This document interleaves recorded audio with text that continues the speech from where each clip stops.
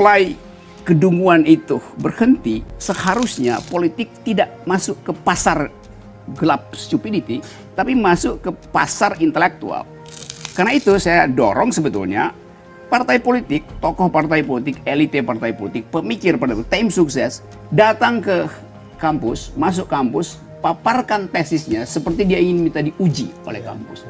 Jadi itu baru kita majukan satu tahap pendidikan politik kita.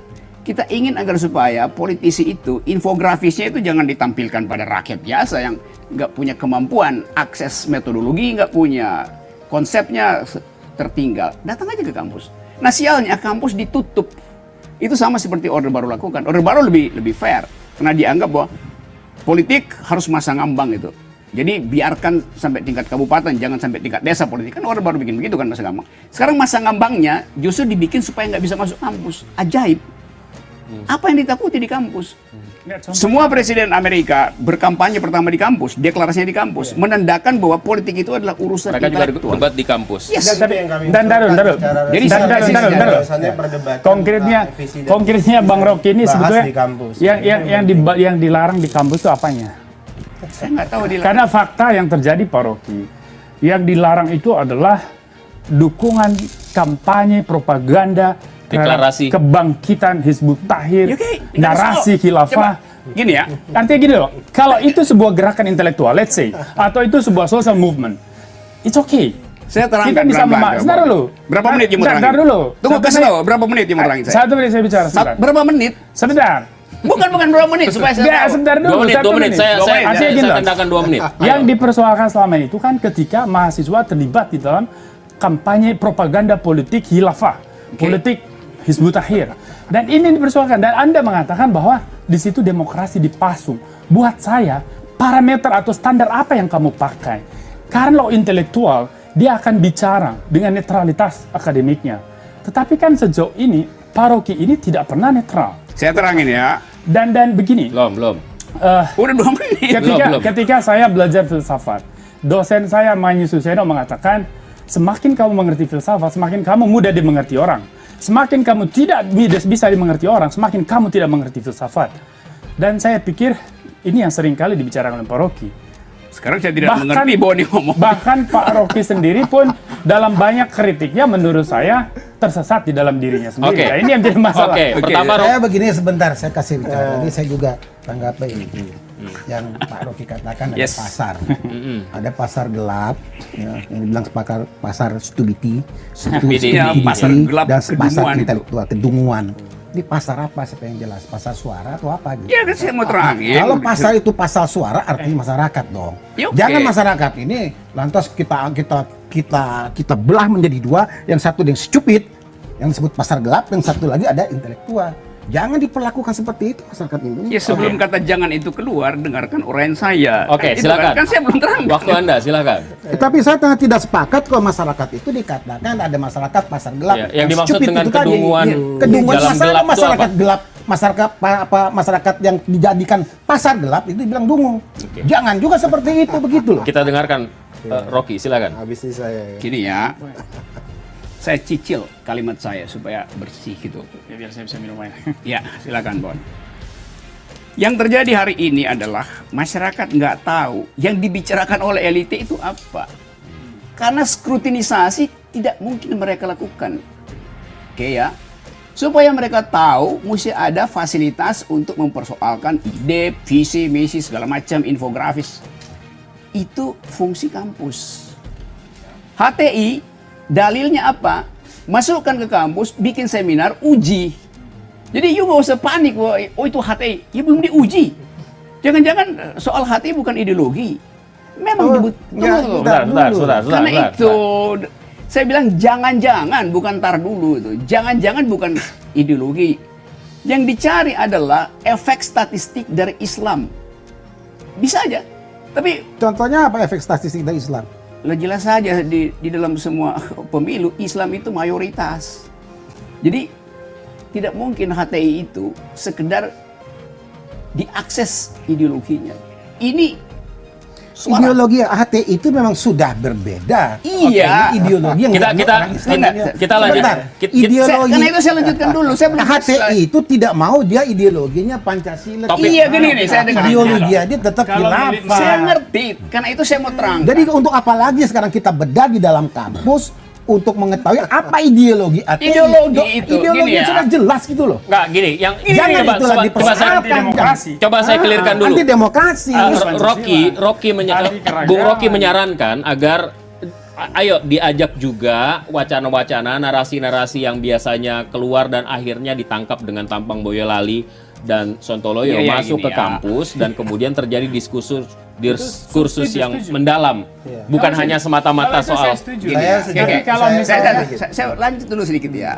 HTI itu dianggap sebagai anti Pancasila itu keputusan politik.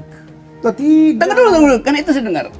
You pernah nggak? Bukan keputusan ini saya luruskan. Lah, keputusan Saya apa? tidak- Bukan keputusan yang apa? memutuskan itu bukan pemerintah itu tidak memutuskan begitu. keputusan apa HTI itu sendiri menyatakan mereka tidak menerima Mendukung Pancasila. khilafah. Ya udah. Iya. Pendukung khilafah itu dia tidak menerima Pancasila, tidak menerima demokrasi. Dia mengatakan itu. itu di dalam idenya Iya, apa iya. namanya buku Hitsu Tapi gini loh, gini Iya. loh. HTI itu mereka ada di Sejujurnya buku- saya di sana mereka se- mengatakan sejujurnya saya tidak terlalu tertarik untuk berbicara soal HTI. HTI itu masa kemarin. Iya, Mari kita sudah bicara selesai. dengan kondisi yang ada sekarang. Nah,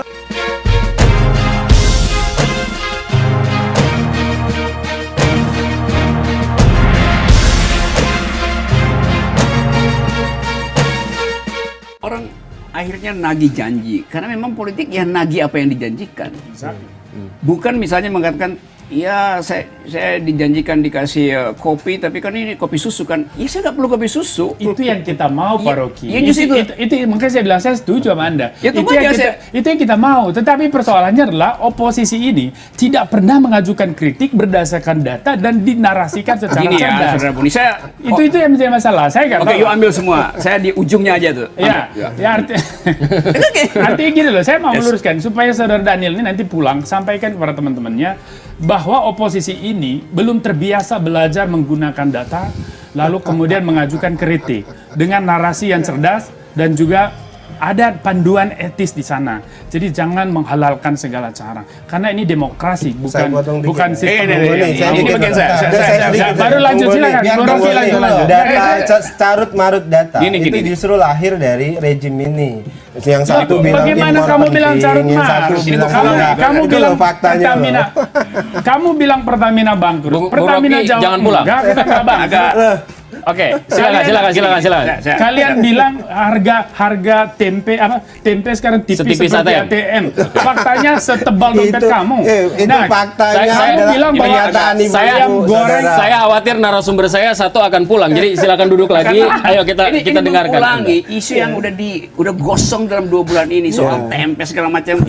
ya tetapi logikanya masih Ya karena itu saya berlanjut. terangkan dulu supaya Logikanya yang coba saya kita dengar. persoalkan Bung Rocky, Oke. bukan soal fakta.